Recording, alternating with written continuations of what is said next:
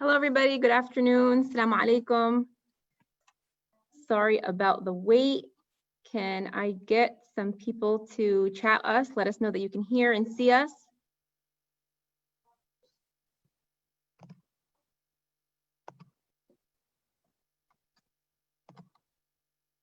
Chat. Okay, thank you, Sara. Thank you so much for responding. Hi, everybody. Welcome to our final episode of Mindful Wednesdays. I am really excited about today's topic. It's my personal favorite. We are actually waiting for Sheikh Yasser to join us as always, our co-hosts to the Mindful Wednesdays. So in the meantime, I figured since it's our last episode, I do want to get a chance to connect with everybody listening. So why don't we talk through the chat box?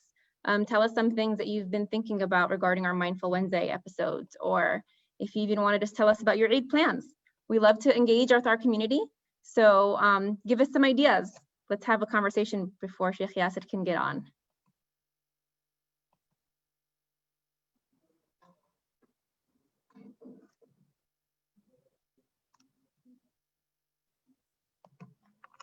I'll get started. How is everyone doing?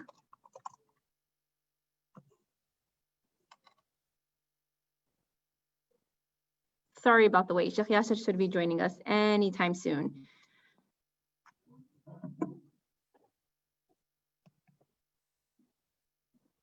Good, thank you. I know that California is slowly reopening its businesses and things are starting to get back to normal. I'm sure that's exciting for you all. Has anybody done anything special these past couple days?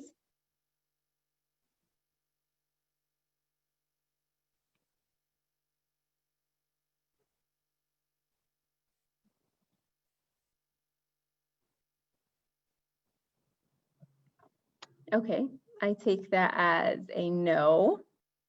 Sorry, if we can just wait a couple minutes. I'm sure Sheikh Yasser will be on any minute. Otherwise, I can go ahead and get started and talk to you a little bit about today's topic. And also, before I even get started, I'm sorry if I haven't wished you guys all a happy Eid and Eid Mubarak to everybody celebrating. I hope you guys all enjoyed the weekend and made the best of the situation, considering Eid prayer wasn't practiced. Oh, thank you so much for participating, Sara. I took Sheikh's advice, so we dressed up for Eid with the family. That was a great way of connecting. Thank you for sharing. Oh, somebody responded from Nevada. I didn't realize we had viewers from Nevada. Thank you so much for being a part of this. And that's nice that you found a restaurant open. I actually found a restaurant myself that was open here in Orange County. And it just opened the day of Eid, so it worked out really nicely to be able to do something special. And Randy, yes, I am sorry that Sheikh Yasser is late, but I promise you he will be here soon. Great. Everybody is welcome. So thank you all for participating. For those of you who are not practicing, Eid is a Muslim holiday that just passed this past weekend. And we have a large Muslim community that often practices and joins us here at Access. So we like to always just connect with them and make sure that we are up to date with what they're doing. Great. So today's final episode is actually about self-care. We've gone ahead and just to recap on the prior episodes we've had here with Mindful Wednesdays at Access, we've spoken about anxiety, depression, regulating moods, stress management, and coping with the COVID. So today's episode about self-care is just as important. And we're gonna go over some of the things you can practice for self-care. I'm gonna go ahead and quiz you guys. Usually I would be asking Sheikh Yasser these questions, but until he gets here, I will work with my audience. So does anybody know what self-care actually means? You hear it a lot, it's a very common phrase. We tell people to go ahead and embrace self-care and practice self-care habits. What does self-care actually mean to you? If you can give it to me in a simple definition. You can go ahead and type it in the chat box.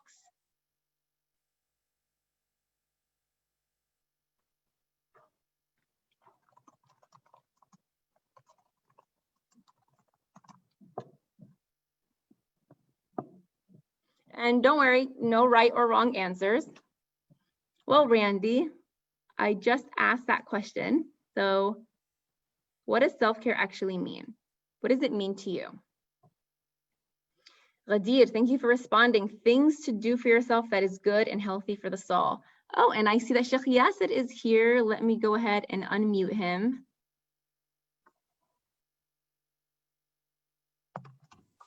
Salam, Sheikh Yasser, can you hear me? I can hear you. I see that you started without me. I was actually going to tell you that I'm pretty sure everybody here favors you over me, because it was like pulling teeth to get them to talk. No. I tell you something funny happened. So today I am visiting Atlanta, and I was still thinking Central Time, and I'm in Atlanta, so I'm thinking, oh, it's going to be 8 o'clock. So my apologies. I messed up on the time. But Eid Mubarak to you and to all the people out there. How's your Eid? How's your Eid? My Eid was great. I was actually just telling our viewers that I happened to come across a restaurant that was open for dining in. Oh. Yeah, they're starting to open up. I know that you're not here right now, so California is just starting to open up its businesses and allowing people to sit and eat. Unfortunately, the mosques just open now, but they weren't open on Eid, so people did their drive-throughs. We actually had somebody in the chat box tell us that they listened to your advice, got dressed, and went on a drive for Eid. So that was really nice to hear. Nice. What about you, Sheikh? How was your Eid? My Eid was good, alhamdulillah. We did have a drive-through as well. We had a parade. We had in our center in Memphis, we had 503 cars that actually drove by. 503. And I think it took about 3 hours for all of them to actually to pass through. So that was really good. Yeah, that is nice. It's nice to see that a lot of people came through and tried to connect somehow, even if it was behind their windows, at least being outdoors and trying to enjoy the holiday, especially for the children. It's a nice way for the families to get together. And interestingly, you spoke about restaurants. You know what they just found out? What's happening in the US as far as our food is concerned? They found out that we are actually consuming 34 million eggs extra per week. Wow, that's a whole lot of eggs. Exactly. And there is a reason as to why that is. Please share. What's that reason? Breakfast and baking. A lot of people are home for breakfast. Most people did not eat breakfast. They just drove, got their coffee on the way. And a lot of people are doing a lot of baking going on. So we are consuming 34 million eggs extra per week. I believe that. And here's the other interesting part. There is a surplus in chicken wings. Okay. And why is that? I don't know. No more sporting events. Nobody's watching anything. So chicken wings was a favorite when people were watching sporting events. Oh yeah, of course. Yeah. And that is not happening. Yeah. All right. So going back to, remember, this is May. It is Mental Health Awareness Month. And we just want to remind our viewers as to what it is that we are hoping to achieve. Number 1, fight stigma. Number 2, educate the public. Number 3, offer support to those who are going through mental health related issues and their relatives. And number 4, which is what we do at Access, promote and advocate for policies that support and help those who are going through mental health related issues and their loved ones. Yeah. And that's what we've been doing for the past 4 weeks, speaking about anxiety, depression, mood regulation during this whole COVID thing. And last time we spoke about stress. Okay. And thank you for the logic in the way that you have placed this sequence, Sarah, mashallah, because you have a really nice ending for the day, and that is self-care. All right. And did we get any definition for self-care? Well, we have some people in the chat box saying it's to take care of yourself, to be positive, putting yourself first. Ghadir tells us it's the things that you do for yourself that is good for your health and your soul, all of which is correct. But tell us, Sheikh, in your words, what does self-care actually mean, and how do you practice self-care? Very good. So here is the thing, people. If you know, like to leave people with one single sentence that they can repeat throughout the day. You cannot pour out of an empty cup. You cannot pour out of an empty cup. So self-care are the things that we do intentionally, personally, to take care of our physical, mental, spiritual, familial well-being. And the key word here is these are things that we personally do. These are not things that accidentally happen to us. These are not things that other people do. No, these are things that we do to ourselves with the intent, knowingly, intentionally, that we are doing this to take care of our physical, mental, familial, spiritual well-being. And we do this because it's really, really important that we practice self-care. Again, remember the key word. You cannot pour from an empty cup. And when we practice self-care, one thing that happens immediately is you avoid burnout. Okay. I say if you just do what you do every single day, eventually what happens is that you end up running out of gas. You will have life sucked out of you. So unless you rejuvenate, recuperate, and restore, you will run out of gas. And remember, what happens when you run out of gas? You cannot pour out of an empty cup. Right. You are going to be that empty cup. So you will not be able to give whatever it is that you are giving. So it's really, really crucial that we remember this.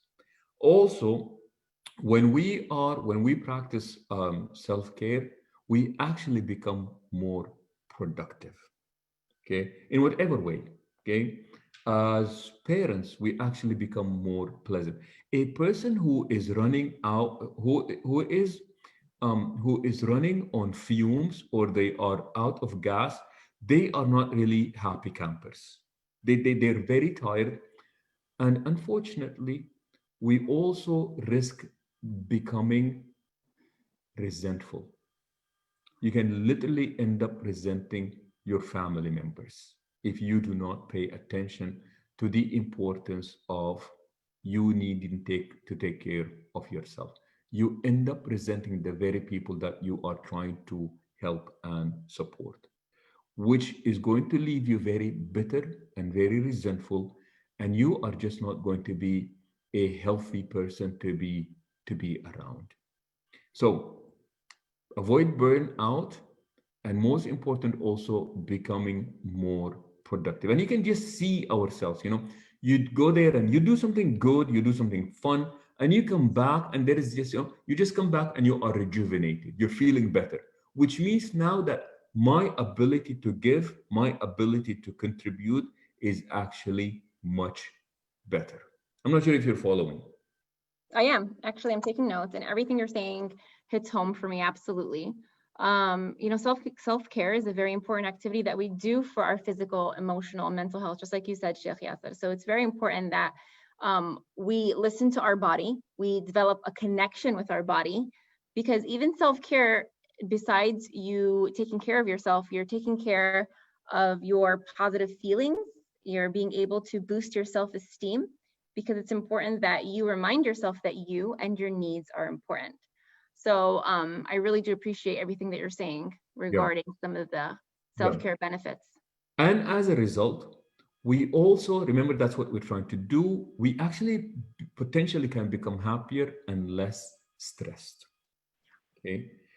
And please keep in mind that the keyword in what we are saying is what? Is that this is something that we personally do. So you actually have to go out there and be aware of what it is that you are doing, and how that is reflecting upon you positively. And I think the more we do of this, like I said, potentially we can become happier and we can become less stressed. We do not experience burnout as much, and we do not become that empty cup. And remember, when you become that empty cup, you've got nothing to actually offer, not just to others, but also sometimes we have nothing to offer to ourselves as well. So we want to make sure that we fully understand and address this, which I think is really crucial. Yeah.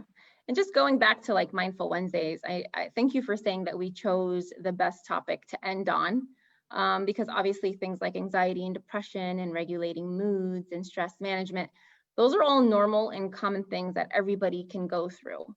So it's not a matter of just avoiding those things because they're bound to happen naturally. But it's a matter of understanding that there are ways out there that you can help yourself coping through that. Especially now with the COVID going on, your body might be making a whole lot of unhealthy stress hormones. And those stress hormones can lead to physical problems, including diabetes and blood pressure, and mental health problems, including anxiety and depression, and even an unhealthy use of drugs and alcohol. So stress can definitely show up in our bodies in many ways. Yes. Were you going to And say you know something, what? Chef? No, I was just going to say that the other day I was reading about, statistically speaking, what is going on in the US and the number of people who are actually reporting feeling anxiety or feeling depression. There has been a 40% increase in that, which is just really mind boggling. Like so many people are reporting that this is how we are feeling as a result of this. Now, remember what we said earlier. It is okay to be anxious. It's okay to be depressed. This is all natural. We just do not want your depression to turn into despair, and we do not want our anxiety to become paralyzing. And one way of dealing with this is by practicing good self-care. And that is what we are hoping to do at this point. Yeah, so to get started, how do we even know that we need self-care? Obviously, we know that self-care is important, Yeah. but what are some signs that are telling you that self-care is needed? Yeah. Last week we spoke about listening to your body. So Yes. for example, headaches, lack of sleep, lack of nutrition in your diet, blood pressure signs, for example, mood changes, just feeling irritable and frustrated on a regular. These are all ways that your body is speaking to you, the biological reactions to the amount of stress that your body has collected. Yes. And the thing is, but see, you cannot really practice self-care unless you have a good relationship with the self. Like what just the things that you just mentioned, okay? Now, what does that mean when you say that listening to yourself? Well, if we have not had that relationship with ourselves, you wouldn't even know what yourself is telling you, what your body is telling you. So, a good place to start is to make sure that we are actually attuned to what is going on within us. So, for example, you physically feel tired.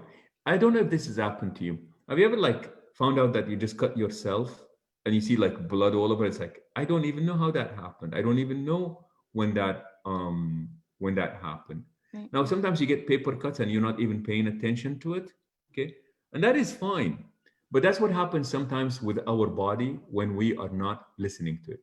So we need to be listening to ourselves physically, emotionally, psychologically, familiarly, and like I said, to many of us, spiritually as well. For example, emotionally, what you just said is you spoke about, the idea of what is going on. You go to the doctor. I'm just getting tired too soon. It just seems like I'm immediately out of breath. What in the world is going on? It just seems like I am having such a hard time getting up on the stairs. I'm having such a hard time doing. So you're noticing that physically you are not as strong as you used to be. And that is your way, that's our body's way of telling us, look, something is going on with you physically.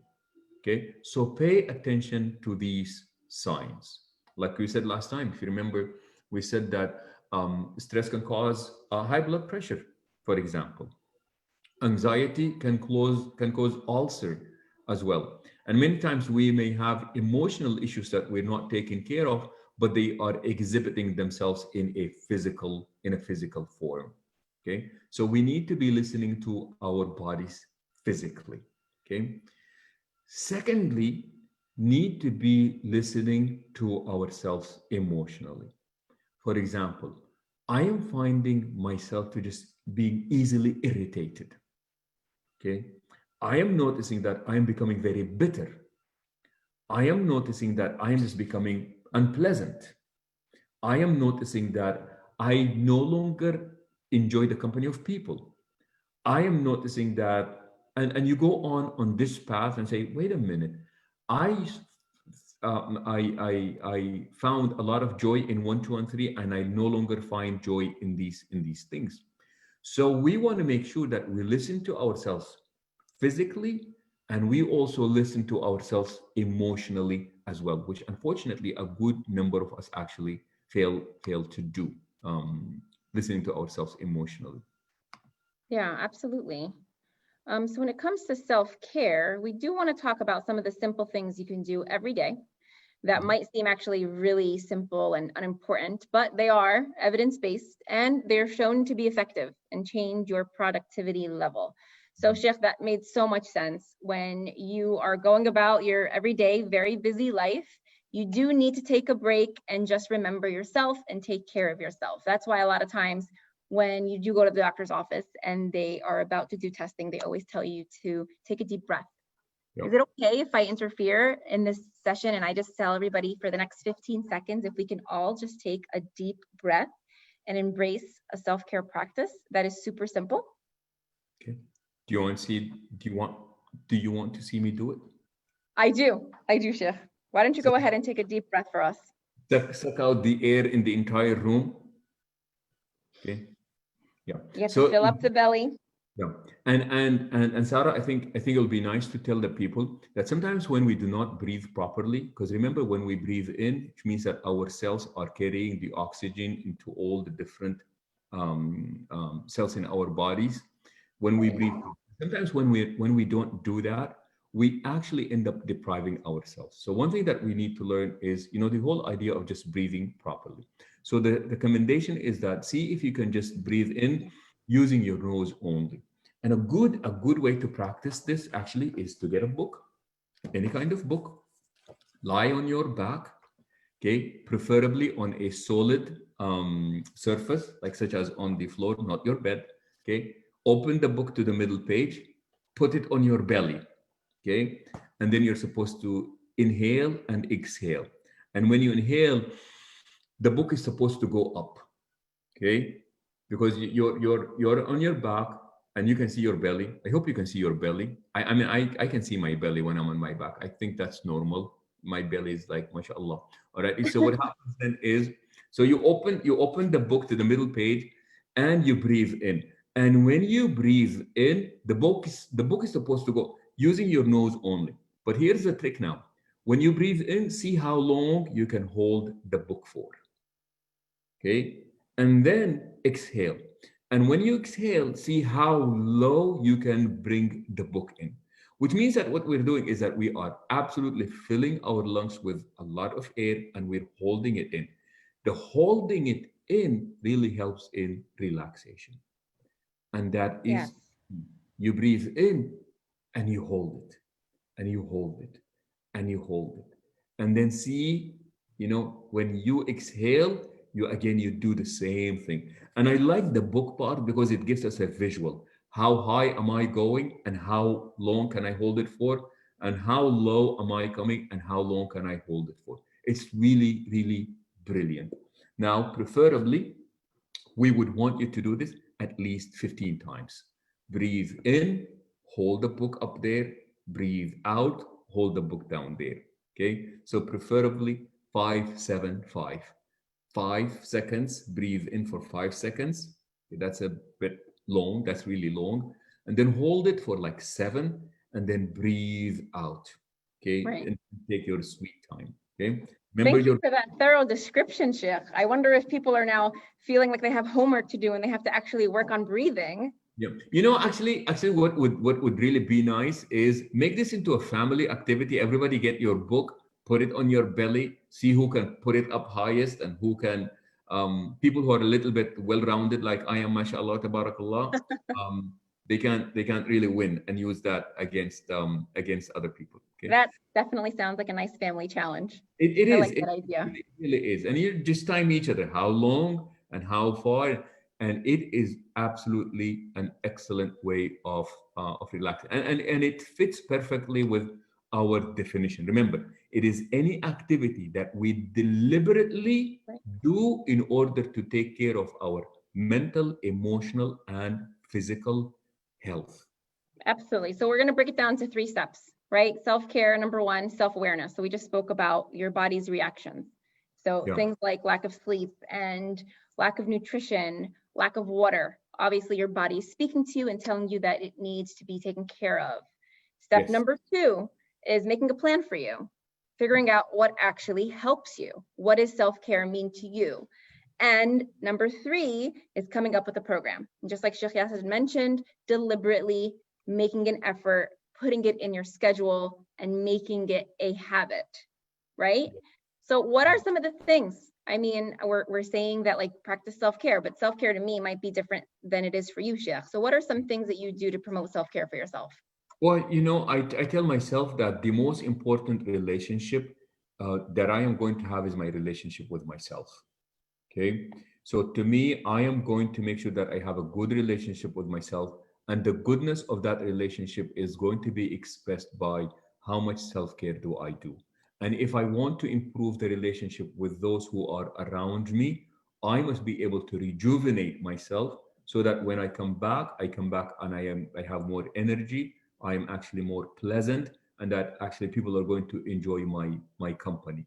Because remember, you cannot pour out of an empty cup. And I really, really want to make sure I know it when I am running out on empty. I actually notice that I am running out on empty. So I want to make sure that I am not running out on empty.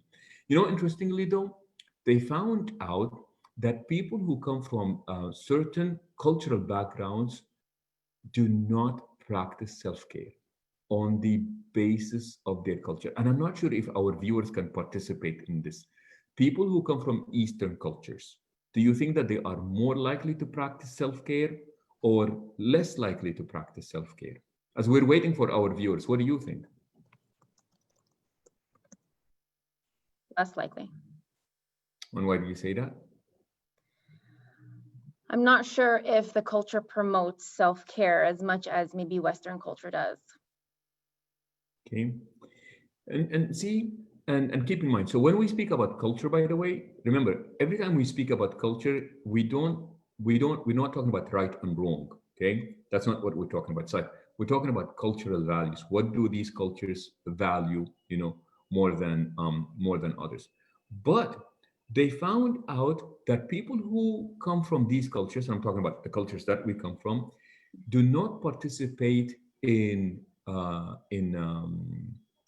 I think Ghadir here is saying that expectations are higher because they say that people in Eastern cultures are afraid that self-care is going to lead into self-indulgent. Mhm. And what they are afraid of, because in Eastern cultures, most cultures are collectivistic cultures. So there is less attention that is given to the individual, and the individual is usually the attention is given to the well-being of the group. So sometimes people actually feel guilty that they're actually paying attention to themselves, that they really do not um, um, that they actually do not they feel guilty, or they feel that this is just taken away from my kids, taken away from the group, and they are less likely to practice any kind of self-care. Yes, Okay. that makes a lot of sense actually. And just like Randy said, he thinks it's a selfish attitude in Eastern culture where it's only about the one person. It is more definitely of a collectivistic approach, like you mentioned, Sheikh Yasser. Yeah. So that does make a lot of sense. Yeah. And the other thing, which I also found to be really crazy as I was, doing the research about this, and that is in Eastern cultures, what people really appreciate is when you are being hard on yourself. Like in Eastern culture, this is something that is actually celebrated when you are being hard on yourself. And I always, when they say, look, self-imposed hardship is really not hardship. Okay. I believe that self-imposed hardships are really not hardships because you're choosing it. So to me, it's like there is really nothing there to be celebrated. So you don't celebrate that type of stuff. Self-imposed hardships are just never a thing of mine. So we understand that some of our viewers, this is the cultural background that we belong to. So we want to make sure that we can actually embrace both at the same time. And that is, please remember, when we're talking about self-care, we're not saying disregard everybody else. When we speak about self-care, we're not saying become too indulgent or become selfish. That's not it.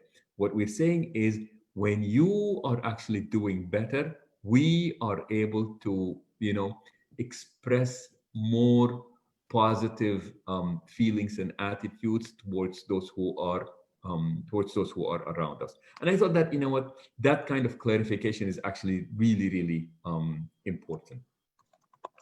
Yeah, I just had a message from one of our viewers, which made so much sense. Self-care is not chocolate cake and bath salts. It's creating a life that you don't have to run away from. Oh, I love it. That is actually very, very well said. Yeah, I mean, oh, that was so well said. Do we have a gift for that viewer? Well, we Yes. can acknowledge what she said and give her a round of applause. I think that's brilliant. But I think if she ever comes to the Access office, can we give her an Access T-shirt, please? Yeah, for sure. There you go. I didn't know if you wanted that publicized, but it is from Sara Barakat. Thank you.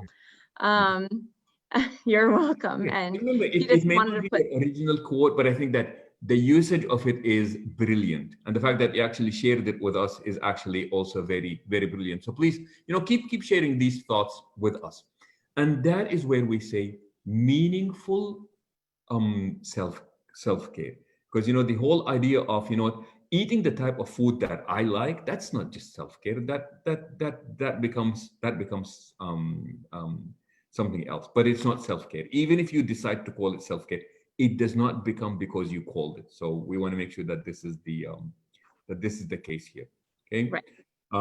So Not that's to what. mention chocolate cake isn't the healthiest thing to have and part of the physical void that needs to be filled. I don't know if that's going to be helpful either. Although I must say, a piece of chocolate cake doesn't hurt every week at least. Alhamdulillah, I do not have that struggle. I do not like chocolate. But you just keep that kunafa and all that stuff away from me, man, because that's just something that I cannot resist. Okay. You're Yeah. right. Yeah. And here's what's going on. So we want to make sure that we're actually addressing all three areas that we've said that we wanted to do. Remember, it is the deliberate, and I really want to repeat this over and over again. These are things that we do deliberately. It does not happen to us accidentally. It's not things that other people do to us. It is what we do deliberately in order to take care of our mental, Right. emotional, and physical health. And I know that, Sarah, we've been talking about the physical part, but let's move on to the mental and the emotional part. Yeah, Okay. for sure. All So right. let's start living and making your life more purposeful. So what are some of the things that you viewers do to help with your emotional well-being or your mental well-being? I know I don't know if you were asking me, Sheikh, but I will share some I of am the things not, that I do. but go ahead anyways. I'm not, but go ahead. Oh, wow. Okay. Really? Well, while we're waiting for everybody else, I Okay. will share. I love to go out for a jog. And I know that you might be thinking that's only physical well-being, but it definitely does help me with my own stress management. Yep. And so that helps me with my mental health as well. Yep. Journaling. I know that you had mentioned last week, waking up every morning and just sitting quietly on your bed, thinking about some of the things that you're grateful for. Believe it or not, writing it down only enhances that activity. So that's something that helps you with your emotional well-being. Mhm. What about just overthinking? Just your mind is so filled with different thoughts. It's almost really hard to focus these days. So that's why we brought up the deep breaths, because it creates It increases the oxygen levels in your brain, and it just brings calmness to your mind and frees out all of those negative thoughts. So stop overthinking. And I know that's much easier said than done, but if you actively work on it, then it should become habit and part of your normal routine. Yeah. I tell you what, something that I'm not afraid of telling people, of something that I like to do to take care of my emotional well-being.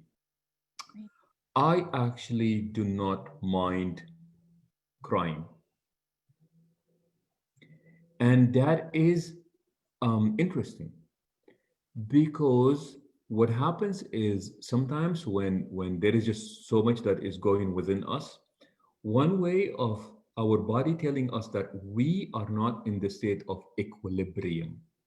And what happens is, I don't know if anybody has experienced this before. You're like, you cry, and then like when you're done crying, say, I feel so much better now. Okay. Mm. This idea of when you cry, some people actually feel better.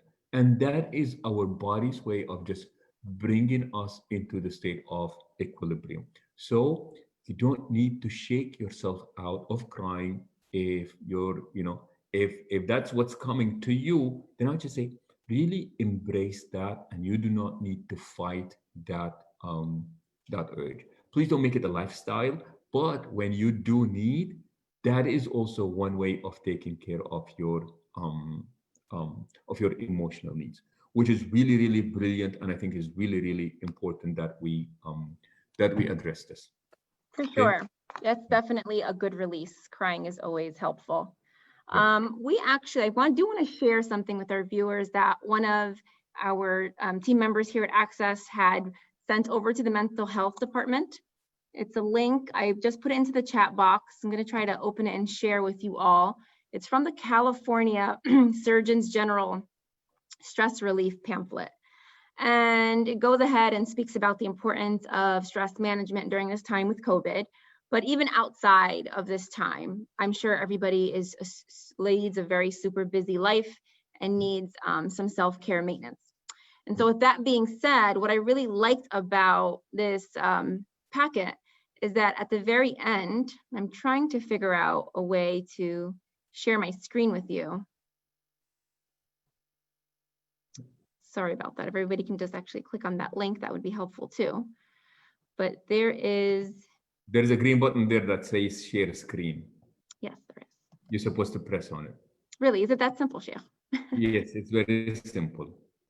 Yeah, I know, but there's a bunch of other tabs. So I want to just enlarge it.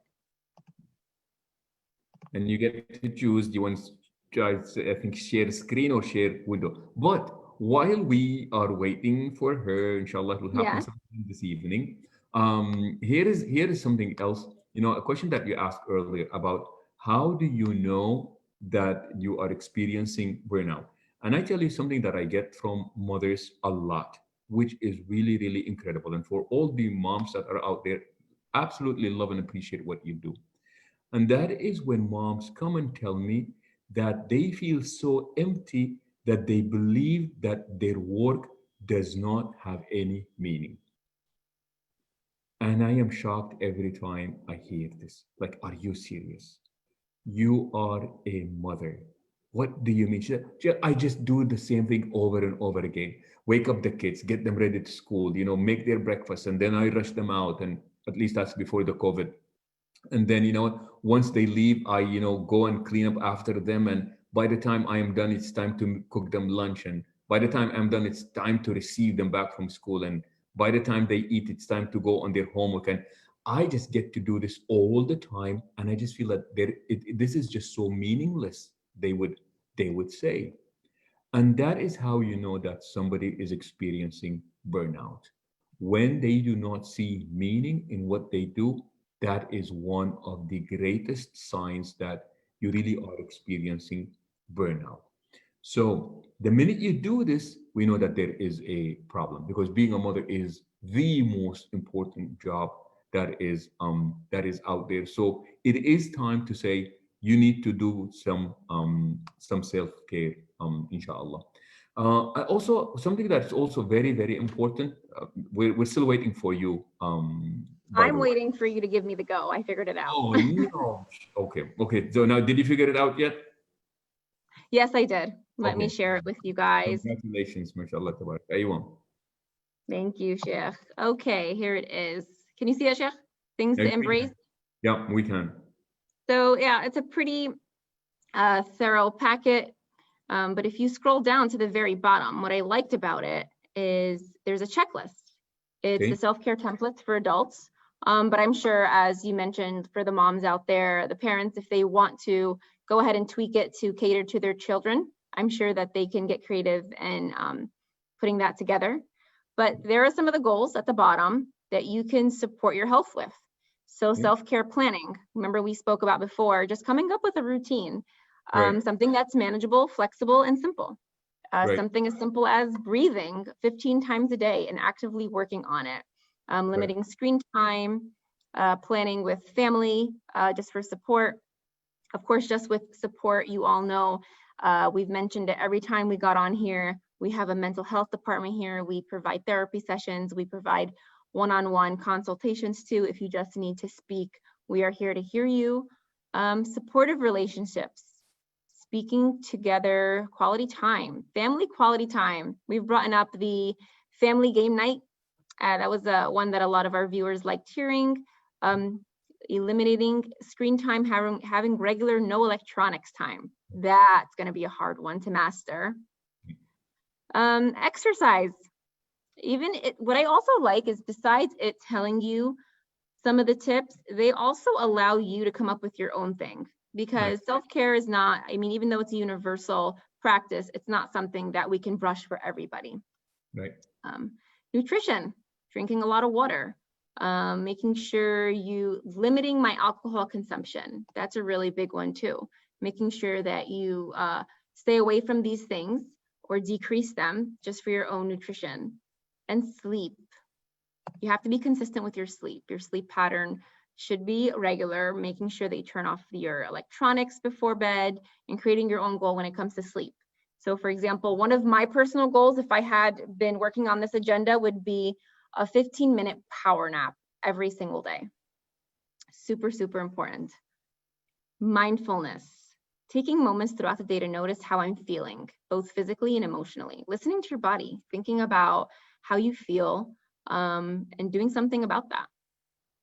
Mental health. Identifying a local mental health professional or support group.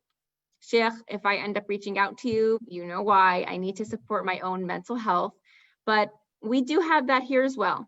So these are some tips. I did put it in the chat box. Go ahead and click on that link, read a little bit. There's a lot of information that's beneficial to know and to practice. So that's one of the tips we can provide you guys. Beautiful. That was brilliant, mashallah. You know, I ask my clients when I see them, one of the questions that I ask, I say, look, what do you do for self-care? And the answer is almost 90% of the time is, I don't do anything. That has been like the most common answer that I've been getting. So I would say, look, what did you do in the past that brought you joy? I'm just going to share two things that my clients shared with me. And I remember them because their facial expression just changed the minute they started talking about it. So I had this client, a young man, lost his job and he was very depressed, and he was very concerned about that. I said, what are you doing for self-care? I said, I'm not doing anything. I said, what did you do in the past that made you happy? And then he looked at me and he said, I would take my boombox to the garage.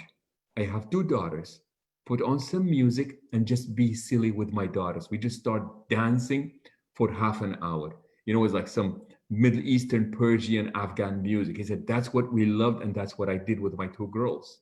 And then he started smiling. He said, I haven't done that for some time. And then all of a sudden, his level of energy just goes up because, you know what, I am going to do this today. I can't wait to get back home and just do this with my girls. And then all of a sudden, this is going on, just the look, the level of energy, the tone of the voice, the facial expressions. It was just so beautiful that this is what he went, that's when he went home, this is what he did. Second client was, again, a mother, finding that, everything that she does is meaningless. I do the same thing over and over again. There is no meaning into what I do. It's just absolutely pointless. And I said, what do you do for self-care? And of course, the answer was, I don't do anything. And I said, what did you do when you were a kid that just joy to your heart. She started crying and she said, I just loved it every time I put henna on my hands. And I said, why don't you go and you put some henna on your hands? And this woman, the minute she just started visualizing herself going home, putting henna in her hands, and again, the level of energy beaming on her face lit up. And he goes, I said, well, tell me, what is it? I said, just me making all the drawings on my hand, it just brought so much joy. And she started talking about how when she goes back home, that this is what she's going to do. Another mother, she said, you know what? I'm just going to practice self care every day. I said, what is it? She said, when I was a kid, I loved reading novels. She said, from now on, the kids go, I'm not going to the kitchen, I'm not touching anything. I'm going to get my cup of coffee. In 45 minutes, I'm just going to read for 45 minutes and not just do anything. I And I love said, that. Those are really creative ways. Thank you, oh Sheikh. my God, these are just absolutely brilliant, and I absolutely love it. So remember that there is really no one right way of practicing self-care, as long as it is deliberate, as long as it is rejuvenating for your mental, physical, and emotional well-being. And Sarah, do me a favor. Absolutely. As we Yes. are to the end of this, we have something exciting that we want to share with our Yes. viewers. I've been addicted to Wednesdays, by the way. Just like Wednesdays. What am I doing? Well, on that note, I do have good news and bad news. Oh, What do you shoot. want to hear first? Um, the good news. Really? Why don't we Oh, start with the bad news? okay, fine. The bad Why would I news. ask you if I'm going to tell you what I want you to say, huh? Uh, Well, the bad news is that this is actually the last episode of our Mindful Wednesdays for mental health awareness. But, there's good news. Okay. It doesn't mean that we are no longer going to offer webinars or sessions on Wednesdays. In fact, next Wednesday, we are actually going to be speaking about a different topic. And now that I've learned how to do screen sharing, I'm going to go ahead and share the flyer that's going to be taking place next Wednesday. Same time. The meeting ID is right there. We're going to go ahead and post it on our website and our social media. So please do stay tuned. We are going to be speaking about drugs. You guys asked and we listened, and we are going to go ahead and put together a presentation for you all. There is a registration required, so please do sign up for it. What are your thoughts on that, Sheikh? I absolutely love the topic. You can put the flyer away because I want people to hear this now. Okay. Do you know how to stop sharing? It's as simple as pressing a button. All right, good job, mashallah, tabarakallah. All right, so check it out. One of the things that happened during this COVID thing is that and that's something that you alluded to earlier. The whole idea of alcohol consumption really went. Okay. And remember that also marijuana dispensaries were deemed to be essential. So they were open. Okay. And what we saw is that more and more people are becoming dependent on this. Okay. And young people are not an exception. Okay. And like I tell people, I say, look, sometimes we don't want to believe that our kids can actually be involved in these things. But the reality of it is that these things are so readily available nowadays, be it in the form of prescription drugs, be it in the form of marijuana, be it in the form of alcohol, or what have you. And people are just really, really becoming more creative as more things are becoming legal now, and people are just really getting hooked onto it. It is really important that we actually have the courage to address these issues. And that is why I say, avoiding these topics is actually not smart on our part. Okay. As parents, I think it's really important that we become very informed about what is going on. Part of what we want to discuss is, what are the drugs that are out there? I asked parents, I said, look, if you saw marijuana, would you be able to tell it's marijuana? And most of these parents say, I've never seen marijuana in my life before. I wouldn't even tell, what marijuana looks like. By the way, we're not giving out free samples or anything like that. So I hope not. yeah. But yes, we will be talking about that next week. I'm really excited to hear what you have to say about it. Please, everybody listening, go ahead and register for it. There is a registration included, and it will take a good hour to cover all of the basics on substance abuse including medicated drugs, prescription drugs, over-the-counter drugs, and marijuana. Okay. Following that, we will have one, sorry to cut you off, Sheikh, we Yeah. will have another presentation catered to our youth, as well as one in Arabic for our Arabic-speaking adults. I'm telling you, these are absolutely crazy services. I mean, seriously. Okay. So I don't know if you just heard what Sarah said. We are doing a presentation specifically for the parents. Okay.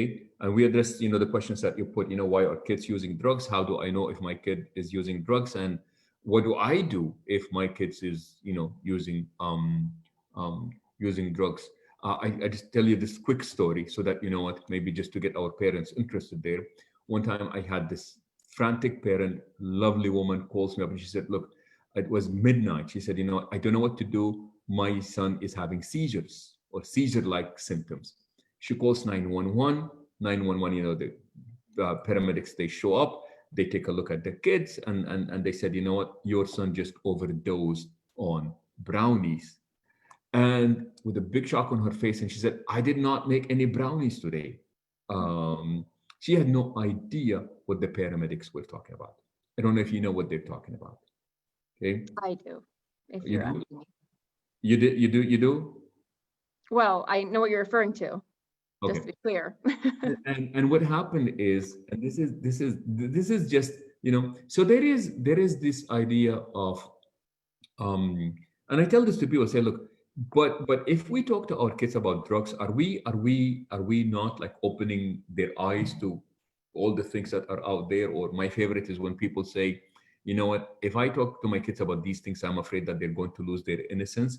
And I say, listen, there is a difference between innocent and ignorance. Okay, we want our kids to be innocent. We just don't want them to be gullible. So anyway, so what happened is brownies are actually when you take marijuana and you literally put them in the brownies. Okay.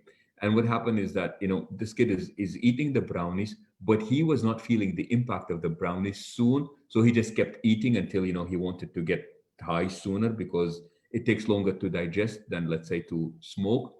And by the time that, after an hour or so, now that everything is being digested, he just literally, overdosed on them. The paramedics, they said, look, you can take him to the hospital, but there is nothing that the hospital is going to do to you. He's going to probably sleep for the next 15 to 20 hours, and he's going to feel very horrible when he wakes up. And unfortunately, this was the case. Okay. And what we want to do is that we want to be able to empower the parents with these tools so that they can actually be informed when they talk to their kids. Right. And what you said is beautiful because the week after we will be talking to your kids. So we want you to encourage your kids to tune in. The week after we will be given the same presentation, but we also want to present it in Arabic simply because some of our viewers out there, may feel more comfortable listening to it in Arabic. And that's why I love the type of services that we're providing here at Access. Yes, for sure. Thank you for sharing that case. And that, unfortunately, is one of the many cases that our communities are dealing with. And I really hope that you guys tune in next week. I'm hopeful that it will be beneficial information to help you make smarter decisions for you and for your entire family. With that, thank you so much for sharing, Sheikh, and being a part of this talk. I really enjoyed co-hosting with you the Mindful Wednesday series, and I look forward to seeing everybody next week to speak about substance abuse. And Sarah, what does registration mean? You said that people need to register. What does that mean? When they go on the link to RSVP, they Okay. will go ahead and register by putting in some of their information so that we can send them the link.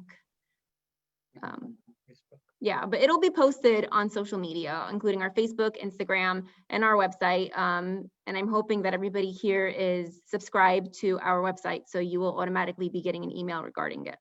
Beautiful. It was good hosting this with you, Sarah. And I think we're very blessed to have you at Access. Thank you. And everybody else out there, Eid Mubarak, and we'll see you next time. Mubarak, everyone. Take care. Goodbye.